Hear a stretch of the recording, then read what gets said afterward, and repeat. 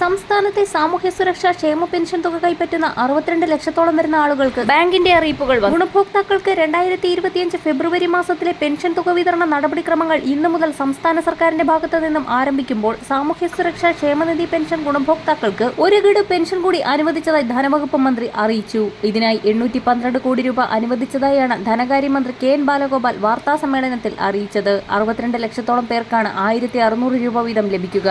വിധവാ പെൻഷനുകൾ, അവിവാഹിത പെൻഷനുകൾ, കർഷക തൊഴിലാളി ക്ഷേമനിധി പെൻഷനുകൾ, ഭിന്നശേഷി പെൻഷനുകൾ കൈപ്പറ്റുന്ന 55 ലക്ഷത്തോളം വരുന്ന പെൻഷൻ ഗുണഭോക്താക്കൾക്കും 8 ലക്ഷത്തോളം വരുന്ന വിവിധ സ്കീമുകളിലായി വിധവ, വാർദ്ധക്യ, ഭിന്നശേഷി പെൻഷനുകൾ കൈപ്പറ്റുന്ന NSAP പെൻഷൻ സ്കീമിൽ ഉൾപ്പെടുന്ന ഗുണഭോക്താക്കൾക്കും ഇതോടൊപ്പം തന്നെ സർക്കാർ സഹായത്തോടുകൂടി പെൻഷൻ തുക വിതരണം ചെയ്യുന്ന വിവിധ ക്ഷേമനിധി ബോർഡുകൾ വഴി പെൻഷൻ തുക സ്വീകരിക്കുന്ന ഗുണഭോക്താക്കൾക്കും ആനുകൂല്യം എത്തിച്ചേരും. 26.62 ലക്ഷം പേരുടെ ബാങ്ക് അക്കൗണ്ടിൽ തുകയെത്തും. മറ്റുള്ളവർക്ക് സഹകരണ ബാങ്കുകൾ വഴി വീട്ടിലെത്തി പെൻഷൻ കൈമാറും. പണഞ്ഞെരുക്കം കാരണം കുടിശ്ശികയായ ക്ഷേമ പെൻഷൻ ഈ സാമ്പത്തിക വർഷവും അടുത്ത സാമ്പത്തിക വർഷവുമായി നൽകുമെന്ന് മുഖ്യമന്ത്രി പിണറായി വിജയൻ നിയമസഭയിൽ വ്യക്തമാക്കിയിരുന്നു. കണക്കുകൾ പ്രകാരം ഏപ്രിൽ മാസം മുതൽ ഗുണഭോക്താക്കൾക്ക് തനത് മാസത്തിലെ പെൻഷൻ തുകയോടൊപ്പം 3 ഗഡു കുടിശ്ശിക വിവിധ ഘട്ടങ്ങളിലായി സംസ്ഥാന സർക്കാർ വിതരണം ചെയ്യും. സംസ്ഥാനത്തുടനീളം 14 ജില്ലകളിലായി നടക്കുന്ന ധനകാര്യ സ്ക്വാഡുകളുടെ വാർഡ് അടിസ്ഥാനമാക്കിയുള്ള പരിശോധനകൾക്ക് ശേഷം തയ്യാറാക്കപ്പെടുന്ന ഏറ്റവും പുതിയ വിതരണ ലിസ്റ്റിന്റെ അടിസ്ഥാനത്തിലാവും മാർച്ച് മാസം മുതലുള്ള പെൻഷൻ തുക വിതരണം ചെയ്യുക.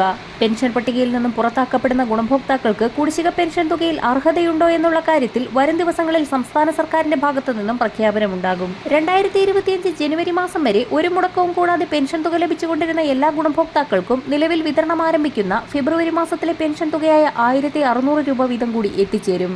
പെൻഷൻ പട്ടികയിൽ നിന്ന് പുറത്താക്കപ്പെടുന്ന ഗുണഭോക്താക്കൾക്ക് മാർച്ച് മാസം മുതൽ പെൻഷൻ തുകയ്ക്ക് അർഹതയുണ്ടാവുകയില്ല.